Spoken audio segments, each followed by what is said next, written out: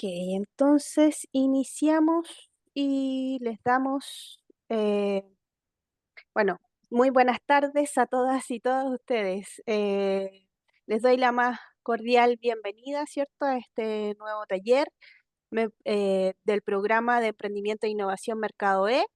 Primero presentarme, mi nombre es Andrea Moya y soy coordinadora nacional de egresados y empleabilidad, y en nombre de la Dirección de Experiencia de Estudiantes y Egresados y la Dirección de Asuntos Estudiantiles les doy la más cordial bienvenida al taller Cómo formalizar tu negocio desde la perspectiva legal y tributaria.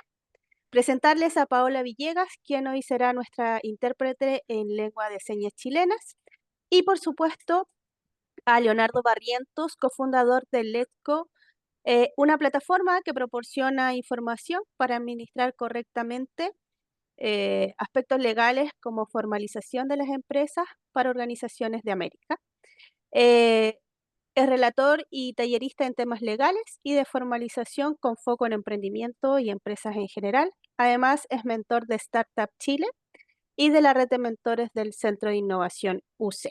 Bienvenido, Leonardo. Muchas gracias por estar con nosotros en esta instancia. Mucho éxito. Te doy el pase. Gracias, Andrea. Es un gusto estar con usted hoy día. Muchas Yo gracias. soy de profesión abogado, así que además de la experiencia como emprendedor que he tenido en el último tiempo, creo que también les puede sumar mucho el punto de vista más legal, ¿cierto?, de cada uno de los asuntos que vamos a hablar hoy día. Em, Traté de centrar los temas a revisar hoy día respecto de cuáles son las típicas preguntas que un emprendedor tiene al momento de considerar debiese formalizar mi negocio o no. En general, las preguntas que vamos a intentar responder hoy día, y podemos entrar a picar más a fondo, ¿cierto?, en cada una de ellas es por qué debiésemos crear una empresa, cuándo es el momento correcto de hacerlo, dónde debiese constituir la empresa y cómo, desde un punto de vista legal más técnico, ¿no? Em, Habíamos conversado con Andrea que la idea es de que vamos a ir revisando cada uno de estos módulos. Ustedes pueden ir dejando sus preguntas en el chat de la llamada, ¿cierto? Y a medida que vaya terminando cada uno de ellos, vamos a revisar las preguntas que hayan quedado ahí pendientes. Y pese a ello, igual al final de la sesión vamos a tener un momento para responder todo tipo de preguntas que tengan, pero para no perder el hilo, ¿cierto?, del tema que estamos discutiendo. Entonces, para comenzar, sí, me gusta mucho comenzar con esta pregunta porque no es tan evidente cuál es la razón por la que nosotros debemos crear una empresa. Y la razón, eso sí, cuando uno empieza a profundizar en ello, es bastante sencilla. Yo lo que necesito con una sociedad, es decir, es que se cree una entidad legal separada de quiénes son los socios de la empresa. ¿Qué significa esto? Es de que la responsabilidad que tenemos nosotros acerca de nuestros actos, los daños que podemos ocasionar, los riesgos que tomamos, etcétera, queda simplemente limitada a esta nueva entidad y por ende no llega, ¿cierto?, a los fundadores de la startup o a inversionistas de ella. Esto es muy importante porque en esta nueva empresa nosotros estaríamos dispuestos a tomar riesgos que no estaríamos dispuestos a hacer si fueran solamente nuestros, ¿no? Es decir, si es que nuestros bienes, nuestro activo y todo lo que venimos acumulando hasta la fecha estuviera en riesgo en cada una de las decisiones de negocios que vamos a tomar, que probablemente sea un negocio muy distinto al que vamos a realizar. Entonces, esa es la principal razón por la que nosotros queremos separar totalmente el patrimonio, ¿cierto?, los bienes de los fundadores, los ejecutivos y los gerentes, del que va a tener el negocio, y eso nos da libertad de llevar a cabo negocios que no deberíamos hacer en otro caso. Eh, la típico vehículo que se utiliza realmente en Chile hace ya varios años es una sociedad por acciones. Una de las grandes gracias de la sociedad por acciones y por qué se ha constituido como el vehículo legal que se utiliza por los emprendedores es porque uno es una sociedad que puede ser constituida con un solo accionista. Todas las otras tipos de empresas requieren al menos dos, ¿cierto? Y además el legislador al momento de crear este tipo social le dio una flexibilidad absoluta a los emprendedores de poder modificar los estatutos de la sociedad para de alguna forma cumplir con el tipo de negocio que necesiten. Esto es muy importante porque, dado que los otros tipos sociales anteriores, como la sociedad anónima, sociedades de responsabilidad limitada, muchos otros, ¿cierto?, requieren obligatoriamente ciertas condiciones de los mismos, el hecho de que la SPA pueda todo flexibilizarse y todo acomodarse, hace que sea el tipo social que se utiliza en un 99% de las veces. El tercer argumento realmente más práctico de por qué se utilizan mucho las sociedades por acciones es porque los inversionistas invierten en sociedades por acciones. Entonces, sencillo como eso. Entonces, pese a que hay algunos negocios que podrían funcionar los primeros años, ¿cierto?, como unas sociedades de responsabilidad limitada, la verdad es que en el minuto en que nuestra empresa quisiese recaudar fondos de otro inversionista, lo primero que nos van a pedir es que estas sociedades sean transformadas en una SPA para luego cerrar la ronda de financiamiento. Entonces, el consejo bien práctico de nosotros es, bueno, si es que usted va a buscar financiamiento tercero, mejor comenzar siendo una sociedad por acciones del día uno y así ahorrarse, ¿cierto?, el proceso de transformación. Sí hay un solo caso que me gustaría mencionar como excepción a tener una sociedad por acciones, que es cuando yo quiero crear una sociedad de profesionales eh, a través de una sociedad de responsabilidad limitada, y la razón práctica de por qué yo querría hacer eso es porque este tipo de sociedad está exenta de IVA. Entonces yo puedo facturar mis servicios sin recargar los servicios con un 19%. Entonces, para un montón de profesiones y distintos rubros, ese 19% puede ser bastante sensible de cara al comprador. Entonces, esta es una ventaja importante que las SRL presentan versus las sociedades por acciones, que todos sus giros y distintos objetos comerciales van afecto a IVA. No quise profundizar mucho sobre este tema. Sí tengan presente de que para que una sociedad de responsabilidad limitada sea una sociedad de profesionales va a requerir ciertas cosas, como que los socios tengan que ser personas naturales, ¿cierto? No empresas como socios. Eh, estos socios sean profesionales que prestan sus servicios a través de la empresa, y realmente cada uno de los socios pueda contribuir al objeto social de la empresa. Es decir, que si vamos a hacer una empresa de contabilidad, los socios tienen que ser contadores o profesionales accesorios, ¿cierto? Que de alguna forma nos faculten a prestar los servicios a través de eso. La ley tributaria y las circulares que se han publicado obviamente profundizan mucho más estas condiciones y qué documentos se deben presentar para acreditarlas, pero me parecía importante mencionarlo porque es uno de los únicos casos prácticos que está quedando que podría hacerme preferir una sociedad una sociedad de responsabilidad limitada contra una sociedad por acción. Esta otra pregunta súper interesante que no, los abogados, ¿cierto? Y el derecho no tienen mucho que decir, sino más bien es la practicidad, ¿cierto? Es cuándo debiese crear una empresa, cuándo parece ser urgente que pase de emitir boletas de honorario o simplemente estar desformalizado a tener una empresa que factura, emite boleta y por ende declara su impuesto. Y realmente el umbral en que eso debiese suceder también tiene varios tonos grises, porque hacerlo demasiado temprano, cuando por ejemplo estoy trabajando en una idea, en un proyecto paralelo que no avanza demasiado rápido y así, significa involucrarse en gastos que no podrían tener mucho sentido. Pero al mismo tiempo, hacerlo demasiado tarde podría significar que los socios, ¿cierto?, los ejecutores del proyecto, están corriendo con riesgos que personalmente no querían tomar y por ende formalizarse tendría más sentido. ¿Cuándo desde el Exco nosotros hemos creído que es un buen hito, ¿cierto?, para crear la empresa? Yo diría que son dos principalmente. Uno es cuando estoy aceptando pagos, es decir, mi empresa o el proyecto, la idea o el proyecto de negocio ya está recibiendo pago a nuestros clientes. Y por ende, esto es un buen umbral para decir, ok, dado que estoy recibiendo dinero, ¿cierto? Y pues estoy corriendo ciertos riesgos por prestar estos servicios, pareciera ser un buen momento para crear. La segunda es un tema mucho menos negocial, sino más bien de desarrollo de la propiedad intelectual o los activos claves del negocio, que es cuando los socios que están creando el negocio crean propiedad intelectual importante, relevante.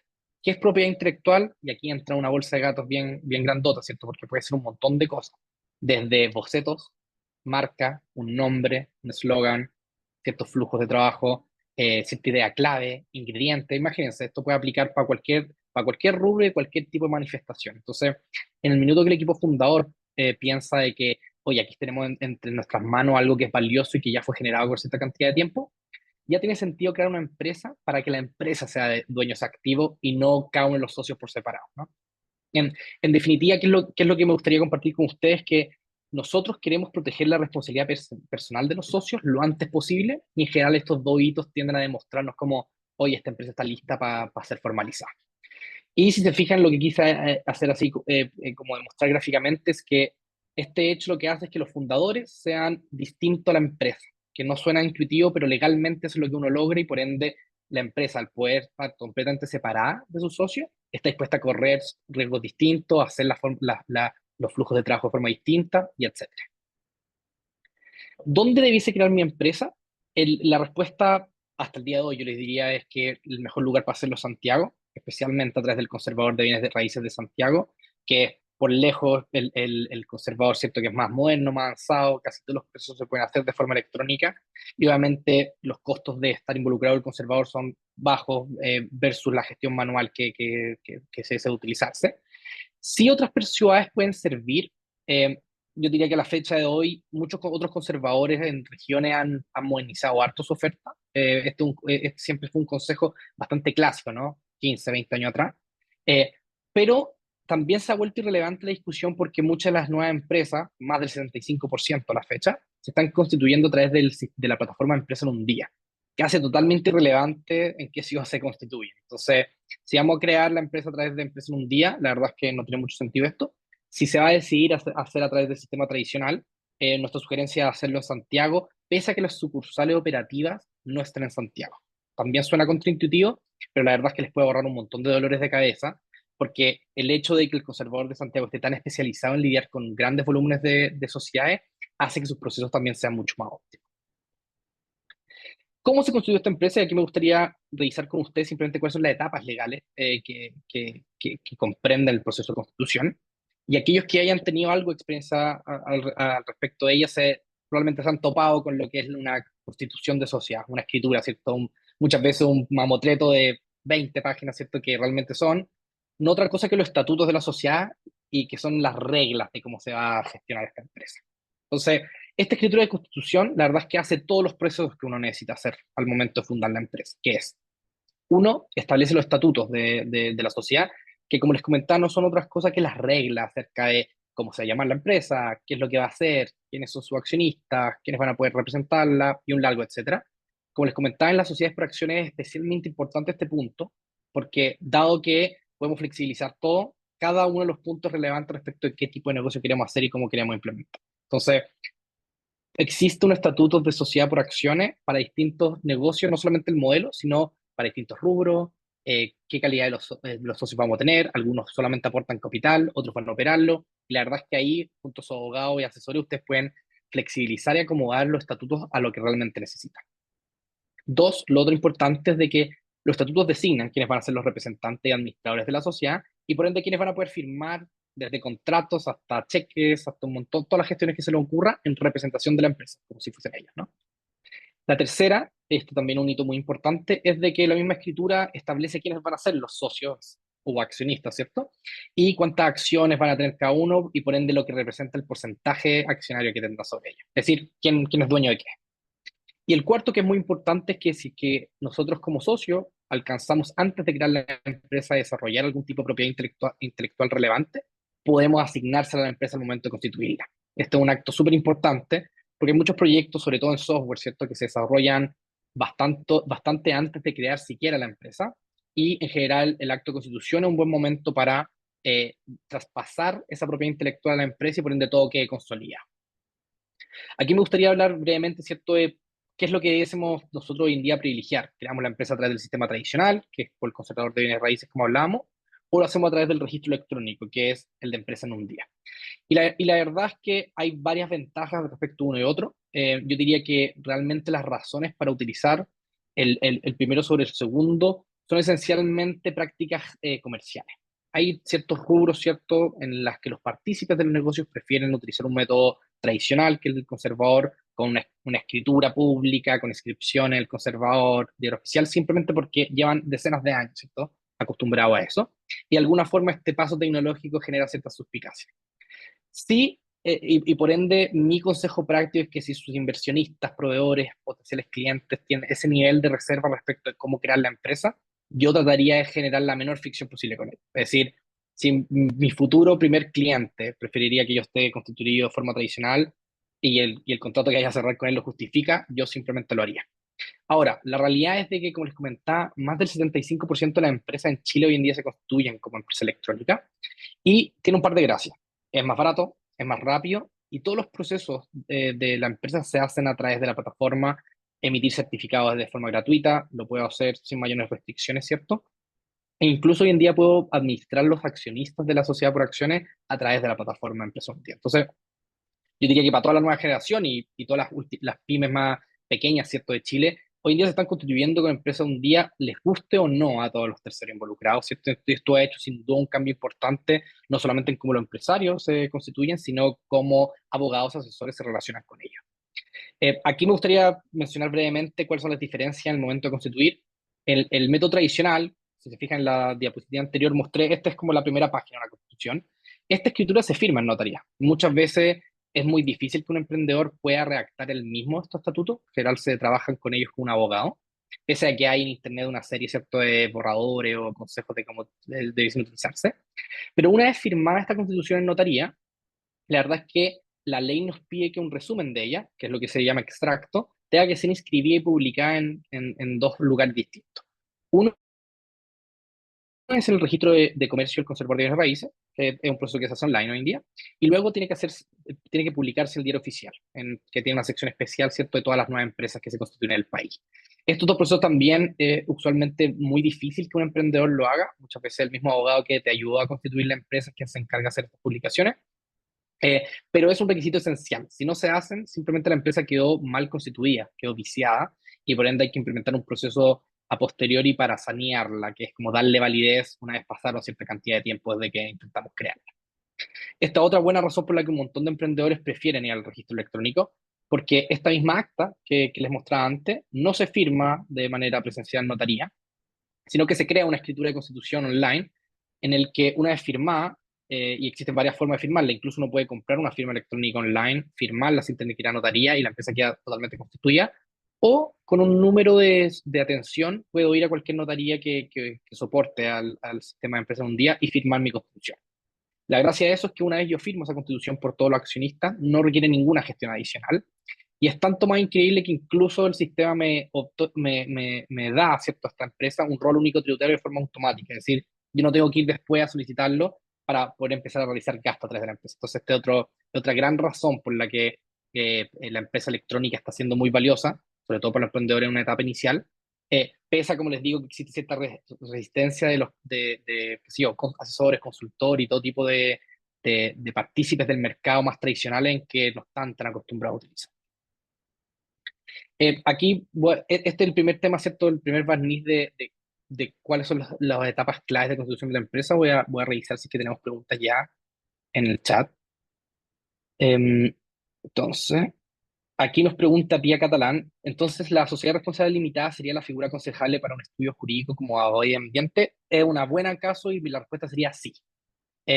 Efectivamente va a necesitar al menos otro socio abogado, o otro socio contador, o otro socio gestor comercial, es decir, alguien que te ayude a desarrollar el giro. Como te comentaba, tienen que ser, perdón, profesionales complementarios, pero sí, yo diría que la gran mayoría de los estudios de abogados, por no decir todos, se constituyen como sociedades de responsabilidad limitada y que el subtipo es una sociedad profesional, ¿cierto?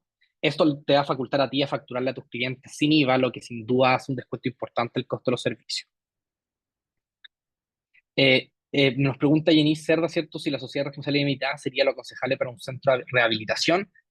Pareciera que sí, de nuevo, depende mucho quiénes van a ser los socios de la sociedad, pero si fuéramos solamente terapeutas, ¿cierto? O otros ciertos profesiones auxiliares a ello, pareciera que sí, también debe ser una sociedad de responsabilidad limitada. Entonces, como les comento, pueden investigar o nos pueden requerir después más información acerca de cuáles son los requisitos de una sociedad profesional, pero sí, este otro caso en que sería muy valioso tener una sociedad de responsabilidad limitada.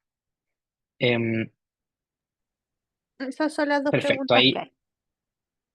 buenísimo. Vamos a seguir avanzando. Este otro tema importante que a mí siempre me parece valioso revisar con los emprendedores, que es cómo distribuimos quién es socio de qué en la empresa. Y de nuevo, aquí, más que consejos legales que respecto de lo que puede hacer la ley, son consejos más bien prácticos que nos pueden asegurar que nuestra empresa va a estar sana, ¿cierto? Y va a mantenerse el tiempo. Y el primer consejo práctico que nosotros siempre hacemos es que tengamos una discusión abierta con mis socios desde el día uno. Es decir, entender muy bien qué participación le gustaría tener cada uno de ellas, qué cantidad de tiempo va a dedicar al negocio, qué es lo que va a aportar al negocio, por cuánto tiempo, y así un largo, etcétera. En general, uno quiere entender cuál va a ser el compromiso de cada uno de los socios con la nueva empresa que vamos a crear. Y otra de las razones que es también un consejo más práctico y legal es tratar de ser justo y equitativo acerca de esa distribución de acciones. En general, ¿por qué se aconseja esto? Es de que la distribución es más equitativa, y por esto me refiero a, por ejemplo, una sociedad en que seamos dos socios, que la diferencia entre uno y otro sea muy pequeña, es decir, que uno tenga 45% y el otro 55%, hace de que demuestra uno que somos pares, ¿cierto?, entre nosotros, y dos, cualquier distribución no tan equitativa pareciera generar más fricciones que otra cosa en el futuro. Y este, sin ir más lejos, fue un problema que tuvo Lexco en sus primeros días. Yo recuerdo que al momento de crear la empresa, yo debo haber tenido un 70% de la empresa y Juan José, que es mi socio cofundador, el otro 30%. Y nos dimos cuenta por las razones que le comentaba que no tenía mucho sentido. Los dos estábamos dedicados full time, ¿cierto?, a nuestra empresa. sudando y llorando, ¿cierto? Para hacerlo avanzar. Y por ende, esta distribución inicial, que me ponía en una posición muy beneficiosa, no tenía mucho sentido en lo hecho. Y además yo estaba preocupado de que Juanjo no se sintiera mal, ¿cierto? Porque de alguna forma valoráramos su trabajo de forma distinta a la mía. Entonces, esta fue una distribución que corregimos rápidamente, eh, pero que te dice mucho, ¿cierto?, acerca de asegurar una paz entre un equipo fundador que puede estar muchos años juntos desarrollando el negocio y por ende es importante que estén tranquilos acerca de qué participación tienen. Esto es tan así que usualmente una de las razones principales por las que las empresas terminan cerrando y dejando de operarse, es decir, por pelea entre los socios. Entonces, mi consejo para que la bomba explote, ¿cierto? Es decir, uno de los socios se sienta tan poco considerado que no quiera seguir con el negocio, es que hagamos todo lo posible para que esa distribución tenga sentido a lo largo del tiempo. Y, y por ende, mi otro consejo práctico sobre este mismo punto es de que nuestra distribución de acciones siempre tiene que hacer sentido hacia el futuro, no tanto lo que estamos aportando en el día uno. Cuando yo siento que los socios toman decisiones acerca de hacia atrás, ¿cierto? Que tiende a ser un mal consejo, es uno escucha razones como que uno de los socios tuvo la idea, ¿cierto? Y el resto lo siguieron y por ende él, le corresponden más acciones. O él desarrolló el primer prototipo, la primera versión del negocio y por ende es mucho más valiosa su participación. Otra que no es muy buena también es como alguno de los socios empezó a trabajar antes, pero poquito, ¿cierto? Algunos meses y por ende se les justifican más sus acciones. Y la peor de todas, ¿cierto? Sobre todo cuando manejamos egos de emprendedores, que uno de ellos es el gerente general o el CEO y por ende le corresponde máximo.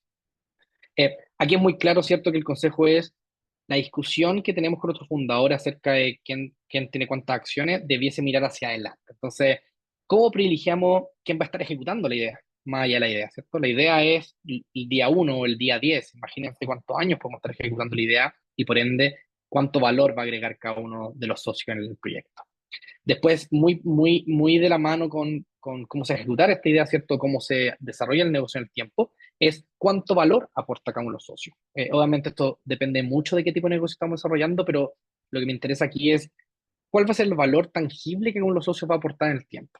Y eso debe decirme cuántas acciones le corresponden. Y el otro, que es una forma bien clara de poder valorizar esto, es cuánto tiempo va a involucrar, cuál va a ser el compromiso de tiempo de cada uno de los accionistas y por ende eso puede ayudarme a determinar cuántas acciones le corresponden aquí.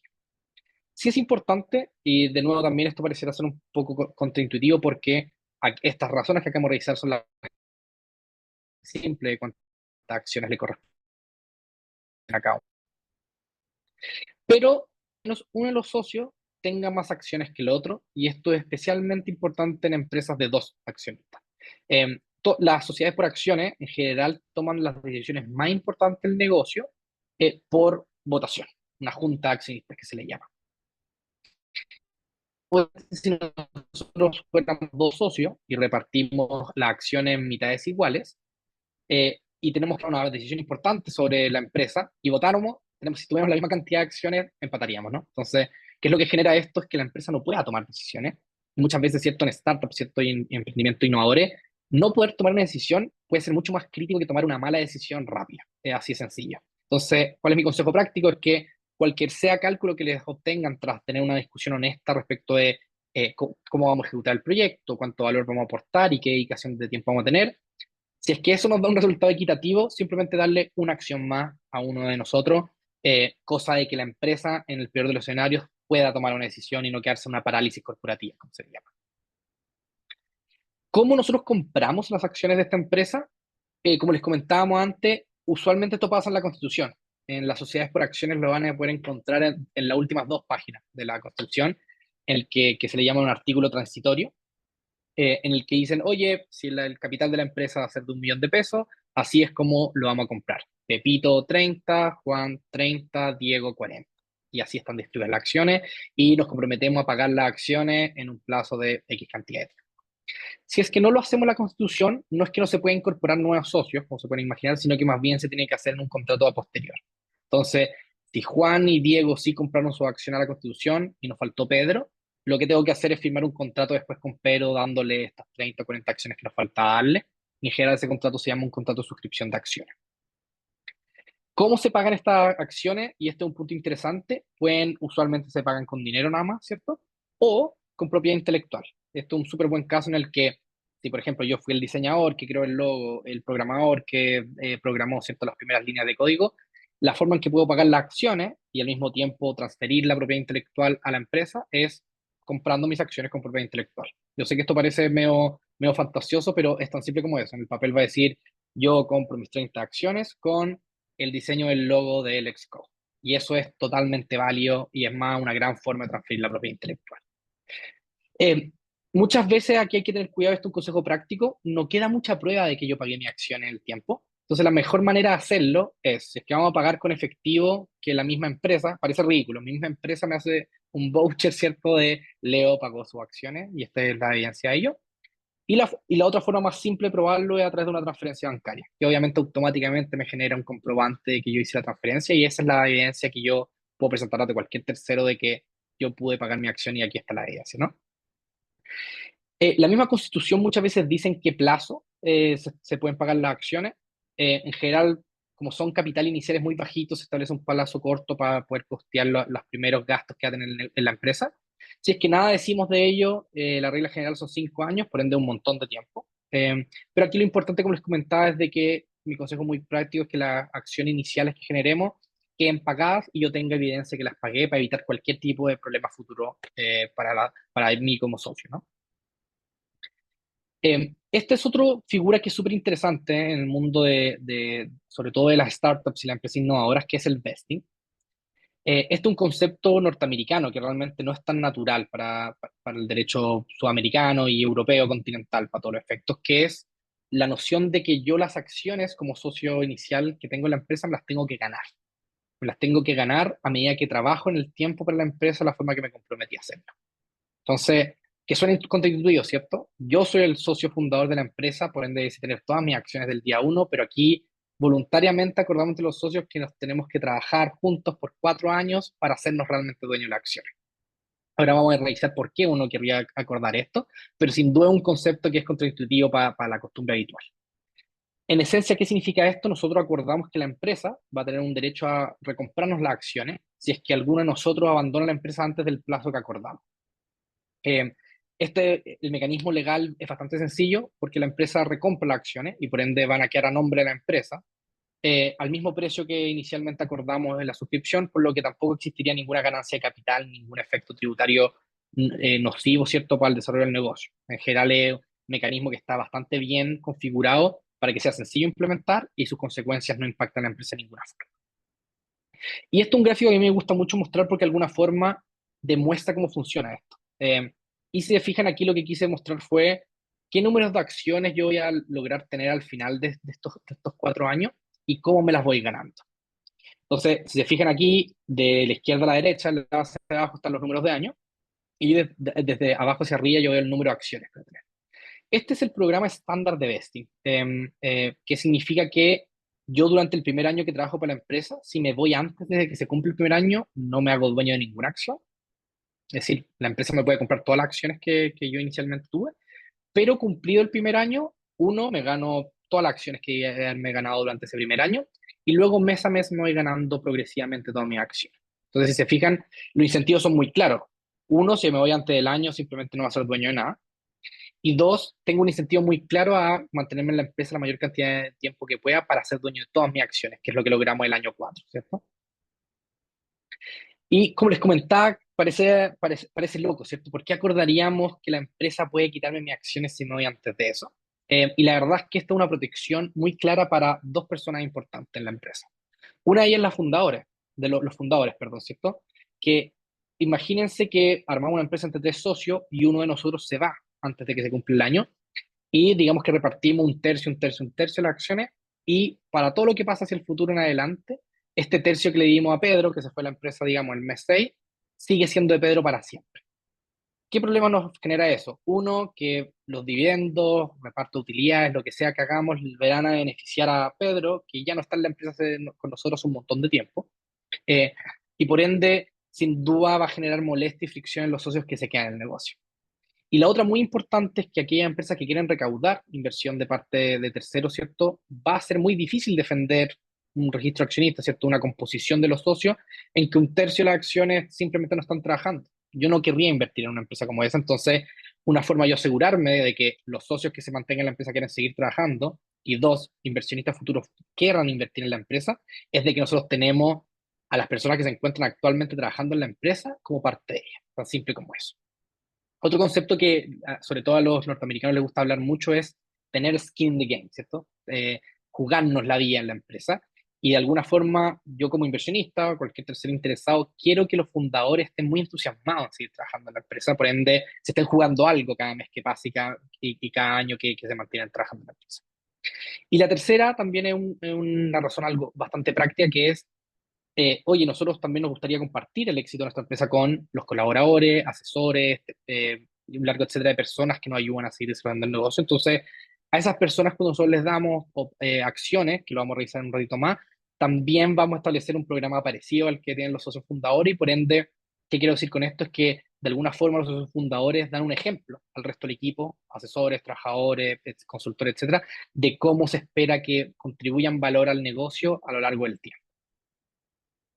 Y esta es la última parte que aquí sí yo diría que es el punto distintivo en Chile que no está tan claro dónde se acuerda el vesting, es decir, dónde yo pacto que la empresa pueda recomprarnos las acciones si no nos vamos antes de tiempo. Y aquí hay de todos los sabores. Muchas veces en la Constitución se agrega como cláusula, otras veces se acuerda en un contrato separado que se llama el pacto accionista, en que se regulan, esto es un contrato que se usa entre accionistas para regular cosas que no querría insertar la Constitución, pero que tienen efectos respecto a la administración de la empresa. Y los otros dos casos son cuando suscribo acciones, ¿cierto? ¿Se acuerdan que comentábamos que yo puedo comprar la acción a la Constitución o en un contrato posterior? Bueno, en este contrato mismo en que yo suscribo y pago mis acciones también puedo acordar vesting. Y el último caso es cuando uno de los socios ya existentes me vende acciones de la empresa, ahí también podemos establecer el vesting. La verdad es que, si se fijan, la, cuando uso uno u otro depende mucho de la técnica legal del abogado que me está asesorando y dos, el tiempo en el que el socio llega a la empresa. Entonces, puede estar todo al comienzo, un poquito meses después o varios años después, y aún así yo puedo acordar vesting sobre las acciones de esas personas. Eh, este simplemente quise agregarlo como un ejemplo de cómo se vería un registro de accionistas de una empresa que está recién comenzando, perdón.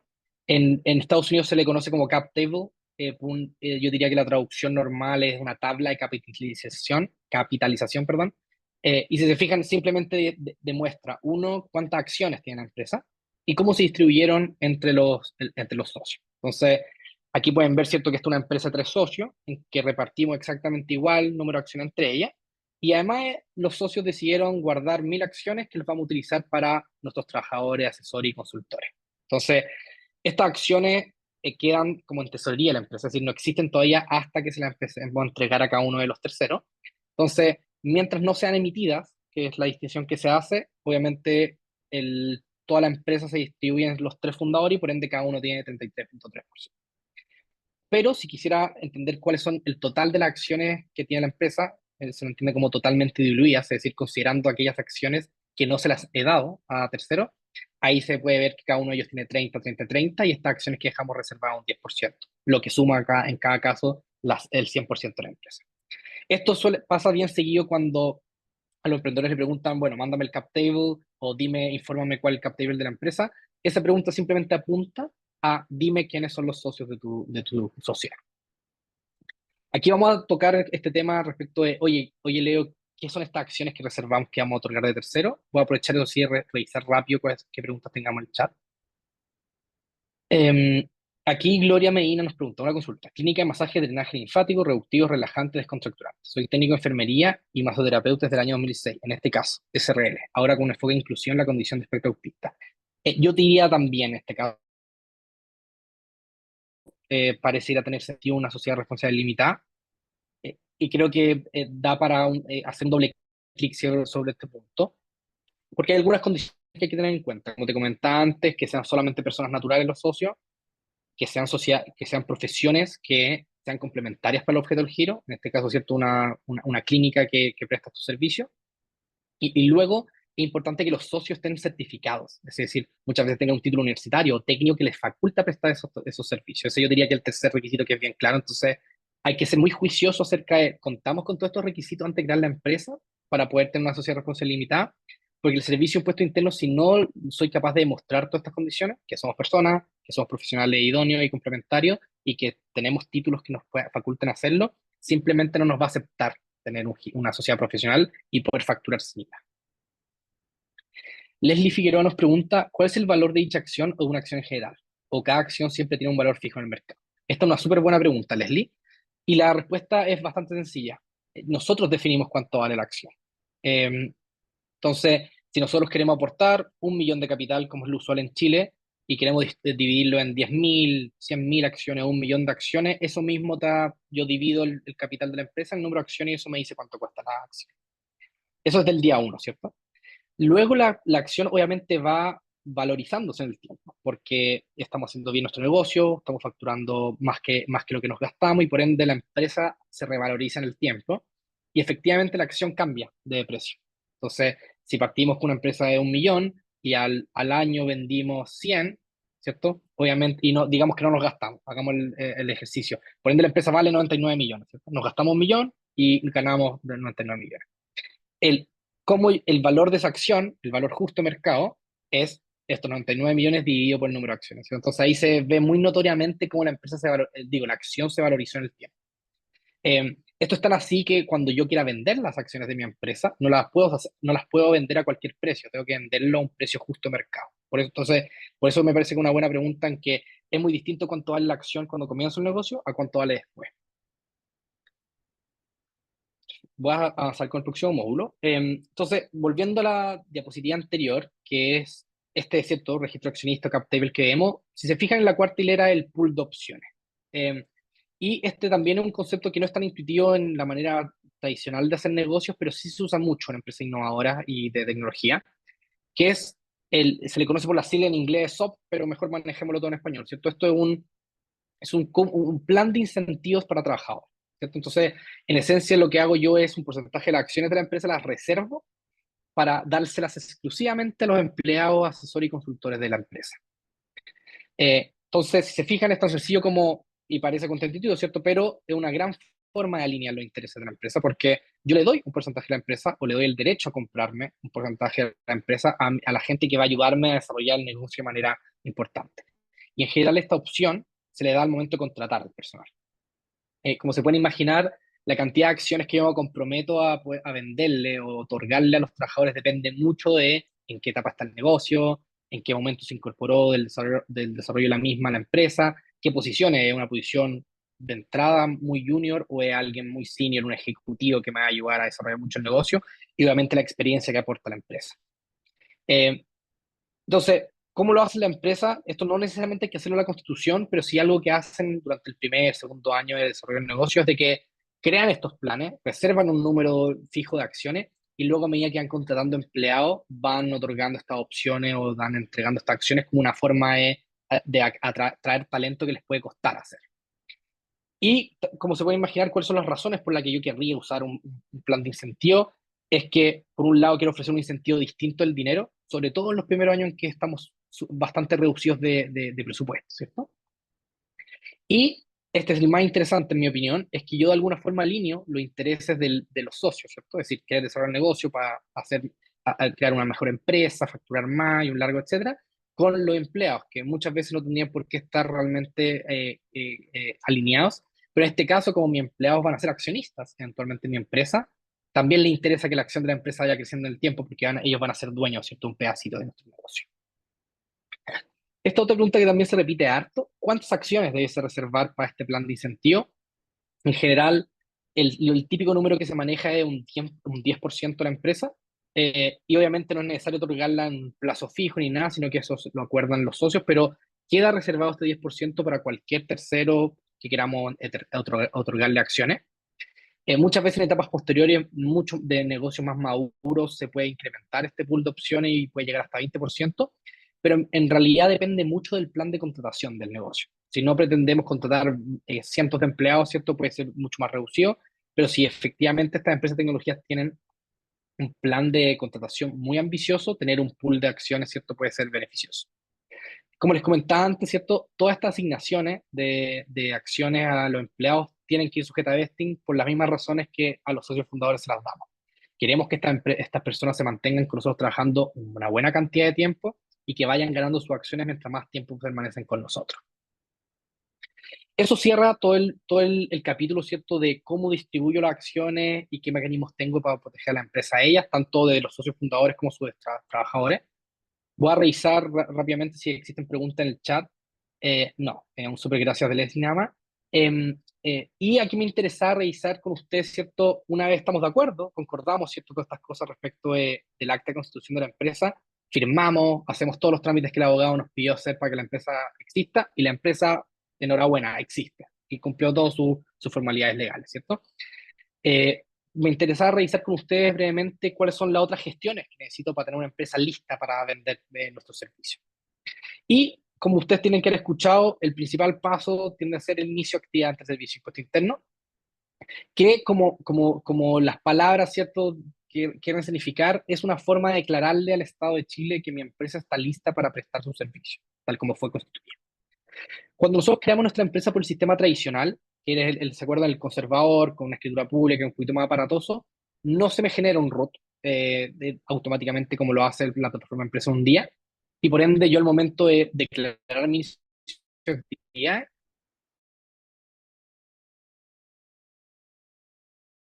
claro que se llama el 45. Eh, Aquí lo puse en papel, hoy en día incluso hay algunos procesos se pueden hacer de forma electrónica, pero si uno va a cualquier oficina del Servicio de Impuesto Interno y quiere, oiga, Servicio de Impuesto Interno, quiero empezar a operar mi empresa, le van a dar esta hojita que es un formulario que se llama 4415. Este formulario en esencia lo único que hace es pedirme la información más esencial de mi empresa, desde el nombre, cómo fue creada, los números, cierto registro que es importante tener en cuenta, quiénes son los apoderados, es decir, quiénes pueden representar la empresa, quiénes son sus socios iniciales y, cierto, el domicilio. ¿Qué requisitos tienen más prácticos para yo poder presentar este formulario? Son, por un lado, la cédula de identidad del representante, la escritura de constitución legalizada, ¿cierto? Que es la que me entrega en la notaría, y una acreditación de domicilio. Esto sí es importante.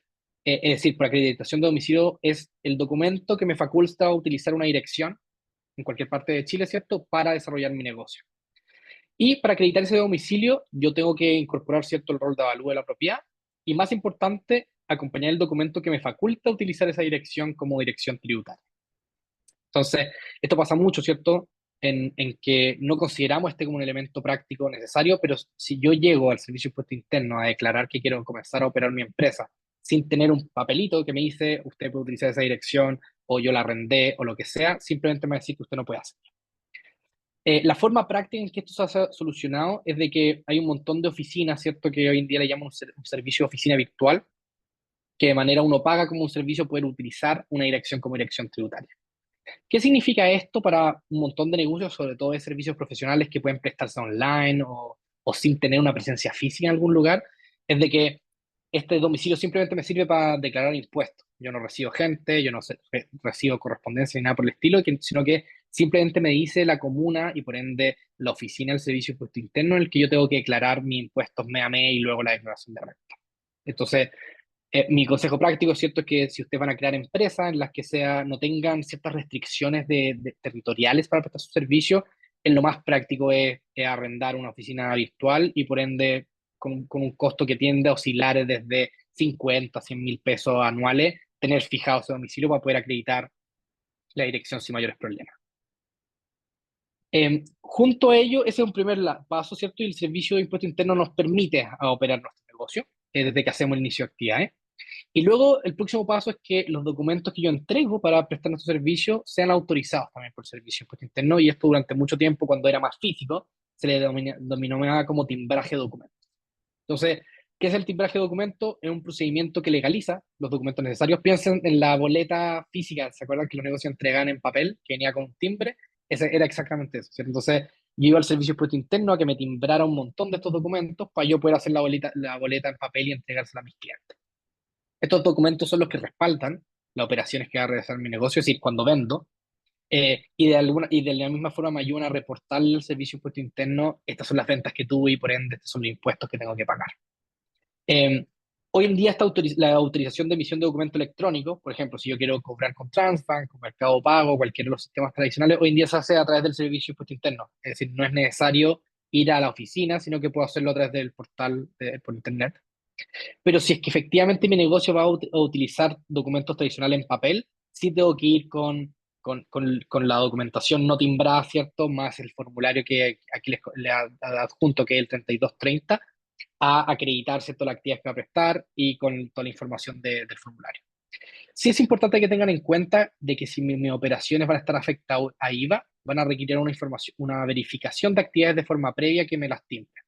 ¿Qué significa esto? Que yo tengo que probarle al Servicio de Impuesto Interno que los servicios que voy a prestar son reales y hay interés en que existan. Muchas veces, ¿cómo se prueba esto? Es desde solicitudes de precompra, propuestas de servicios aceptadas previamente, y así un largo etcétera. La verdad es que ahí el Servicio de Impuesto Interno tiene un listado de distintos documentos que puede aceptar para que la empresa acredite, ¿cierto?, de que va a prestar los servicios y ya tiene cierta evidencia que así lo acredita. Una vez, ¿cierto?, ya tengo el timbraje de documento, la próxima gestión que es realmente esencial para prestar los servicios son los permisos y autorizaciones municipales. Y como se pueden imaginar, estos son los requisitos legales para que la empresa opere en la práctica. Y pueden comprender todo tipo de aspectos técnicos para el correcto funcionamiento del negocio, que dependen mucho del negocio que queremos hacer. Entonces, como se puede imaginar, es muy distinto los permisos y autorizaciones que necesito tener para tener un estudio de abogado, un estudio de contabilidad o, qué sé yo, un centro de kinesiología versus un restaurante, una clínica de ortodoncia y así un largo etcétera, ¿no? Entonces, ¿cuáles son los ámbitos que usualmente nosotros vamos a requerir? Permisos y autorizaciones habituales son la infraestructura que necesito, ¿cierto? Es distinta la infraestructura que necesita un restaurante, una clínica, de un buffet de abogados, ¿cierto? ¿Qué tipo de impacto mi negocio tiene en el medio ambiente? ¿Va a tirar humo, ¿cierto? Como una fábrica y por ende necesito de alguna forma aligerar el impacto que tiene? O de nuevo, soy una oficina de abogados en que prácticamente hoy en día se hace todo online y no ni siquiera imprimo papeles, por eso cualquier cosa. Eh, Sanidad, ¿cierto? Cómo manejo los alimentos, cómo los procesos eh, municipales y así, etcétera. Eh, entonces, si se fijan, aquí antes de crear nuestro negocio, que ya estamos al final, pero son cosas que nosotros debemos considerar desde el día uno, es importante analizar qué tipo de permiso mi negocio va a necesitar para operar correctamente. ¿Por qué? Porque es el tipo de patente que van a pedir, es así sencillo. Entonces, es muy distinto la patente que requiere un bufete de abogados de nuevo versus una clínica. Y es muy fácil entender cuáles son las necesidades. Entonces, hagan esa investigación previa y entiendan muy bien con la municipalidad donde va a estar localizado, ¿cierto?, nuestro negocio, qué tipo de permiso y autorizaciones voy a requerir. Si es que no tengo la patente municipal ni autorización para hacerlo, no puedo ejecutar mi negocio de forma legal. Y esto puede resultarse en que nos cierren nuestra oficina, las cocinas, el negocio, etcétera, y nos multen, obviamente, por ejecutar un negocio que simplemente no estaba permitido que exista. Eh, el permiso municipal definitivo que necesito, ¿cierto?, para operar, y aquí vale la pena revisar este punto brevemente. Las municipalidades hoy en día han flexibilizado bastante qué tipo de permiso y autorizaciones requiero a medida que qué tan nuevo es mi negocio. Entonces, podrían darme un permiso de autorización transitoria durante los primeros años, mientras yo realizo todos los procesos que corresponden para obtener la patente definitiva. Entonces, ahí también hay que ir distinguiendo muy bien qué permisos necesito para qué etapa, en qué año de mi negocio. Eh, y simplemente para cerrar, que como pueden imaginar es muy difícil en esta sesión tocar todos los tipos de permisos y autorizaciones que requiere cada negocio porque significa entrar en cada uno de los rubros y por ende un aterrizaje medio práctico, pero el número de permisos necesarios va a depender principalmente del giro de la empresa, es decir, qué tipo de servicio o productos vamos a comercializar, cómo lo vamos a hacer, es distinto el permiso que necesita una empresa online versus una empresa que tiene que tener una oficina física y por supuesto dónde operará. Es decir, físicamente, es un lugar alejado, como una fábrica que no va a estar en la ciudad, o sí va a operar en la ciudad y por ende necesita permiso de autorización distinto. Eso, aquí como les comentaba, vamos a tener un buen tiempo para resolver todo tipo de dudas y preguntas, pero creo que es un buen barniz para entender, ¿cierto?, todas las cosas que es importante tener en consideración en los primeros momentos del momento de crear su empresa. Así que, de nuevo, le agradezco un montón la invitación y feliz de ayudarles, ¿cierto?, con cualquier tipo de duda que puedan tener. Muchas gracias, Leonardo. Sí, hay algunas preguntas que quedaron ahí en el tintero. No sé Sí, si las quieres leer tú o te sí, las paso. yo las leo, Ya, Andrea, y perfecto. después ya abrimos el micrófono para que la hagan, ¿cierto?, oralmente. Entonces, Vanessa Velázquez nos pregunta, Leonardo, ¿qué pasa cuando uno se constituye y luego al pedir patente, esta se niega o aplaza? Yo requiero de patente para taller de producción de productos, donde claramente requiere certificado SAC además. Y creo que aún no se ha creado el taller tributario. Lo más cercano son las Dark Kitchen. ¿Se entiende mi pregunta? Eh, Sí, por esta es la razón por la que nosotros muchas veces sugerimos, dependiendo del negocio, antes de ponernos a crear y poner en marcha la empresa, se haga un estudio bastante claro de qué va a necesitar una vez la empresa esté constituida. Entonces, hay mucho, dependiendo de lo complejo que sea el negocio o el tipo de permiso o autorización que requiera, hay mucho trabajo previo antes siquiera de firmar la escritura de constitución. Eh, Aquí, tal como dice, sobre todo una cocina que va ¿cierto? Elaborar y tratar alimentos, ese permiso de autorización no es tan fácil de obtener. Y esta es la misma razón por la que las dark kitchens se han vuelto tan famosas. Para aquellos que no conozcan el concepto de dark kitchen, son cocinas que ya tienen su patente, ¿cierto? Entonces, es una empresa de un tercero, ¿cierto? Que tiene unas cocinas que ya han sido autorizadas y permitidas de operar como tales. Y yo como empresa no tengo mi patente porque uno me es muy caro, qué sé yo, tener una cocina propia, o simplemente es difícil en la municipalidad obtener este permiso. Yo le arriendo esa cocina a esta empresa y puedo operar mi negocio a través de la cocina de él, que ya tiene todos los permisos en su lugar. Em, entonces, por esa es la razón por la que estas Dark Kitchen están siendo muy útiles para un montón de negocios. Eh, y luego, como te comento, en el caso que ya tenemos creada la empresa, estamos listos a operar y nos niegan la patente, la verdad es que ahí este es un problema que se enfrentan un montón de empresas y hay que tratar de resolver lo más rápido posible cuáles son las objeciones que está teniendo la municipalidad para obtenerlo. Muchas veces nos faltaron documentos, o los documentos que presentaron no eran válidos, o les faltó requisitos prácticos de la misma, y obviamente, pese a que la ley es muy clara acerca de qué es lo que puede pedir la municipalidad, nuestra experiencia es que es muy arbitrario entre municipalidad y municipalidad. Hay algunas que son muy claras respecto a los requisitos y otras que son bastante grises, entonces puedo entender que esto es un problema grande, y mi único consejo práctico es que hay que ser muy diligente y hacer la tarea de forma previa para poder obtener estos permisos y autorizaciones para operar, porque no hay nada peor que gastarse toda la plata que hay que gastarse, llevar una contabilidad de una empresa que ni siquiera puede emitir su primera boleta factura. Luego Gloria Medina nos pregunta, en el caso que solo una persona tiene los conocimientos en varias áreas, contando con el título correspondiente, técnico, universitario, IDOTEC, para poder rendir los respectivos servicios, masajes terapéuticos, ¿ha costado la unión con terceros? Yo cuento con el lugar físico, no pago arriendo, ¿es necesario formar una sociedad para poder formalizar y ser una empresa o poder formalizar la empresa como persona natural con todas las competencias? Sí, recuerden que el requisito comentábamos de una sociedad responsable limitada con un socio que sean como profesionales afines, que puedan acreditarlo con título, etcétera, es solamente por si es que yo quisiera facturar exento de IVA, ¿cierto? Esto es como una excepción a la regla. En nada nos impide que nosotros creemos una sociedad por acciones, que yo soy el único socio y facturemos, ¿cierto? O emitamos boletas con afectas a IVA. Es más, va a ser en la regla general que casi todas las empresas van a facturar y hacer sus boletas con IVA, y solamente una excepción muy particular son estas sociedades profesionales que van a poder ser exentas. Entonces, yo diría que mi consejo de nuevo práctico es no esperar, ¿cierto?, a tener la composición de socio idónea para hacerlo. Yo creo que aquí hay que simplemente crear, si yo soy el único socio y no tengo a la mano, ¿cierto?, gente que quiera hacer el negocio conmigo, pero ya tengo clientes y ya hay un desarrollo comercial que lo apunta, simplemente hay que crear la sociedad por acciones y yo ser el único accionista de ella. Vanessa aquí nos pregunta, considerando el plazo que venga SAC, de él vamos y luego el trámite en la MUNI. Creo que eso era la pregunta anterior. Luego Carol nos pregunta, hola, ¿qué se necesita para solicitar la patente asociándose a MEF? Esta es una súper buena pregunta, Carol. Y realmente va de la mano con, quizás vale la pena, como les comentaba, el caso normal es de que yo necesito tener un lugar donde prestar mi servicio, ¿cierto? Y obviamente el lugar, o si se lo puedo hacer online o no, depende mucho de qué tipo de servicio sea. Entonces, ¿qué es lo que pasa? Y esto pasa mucho en las como microempresas o empresas familiares en que, por ejemplo, si vendo sanguchitos en una esquina o hago almuerzo a domicilio, probablemente el lugar donde cocine la comida o haga los sanguchitos sea en mi propio hogar, ¿no? En la cocina de mi casa.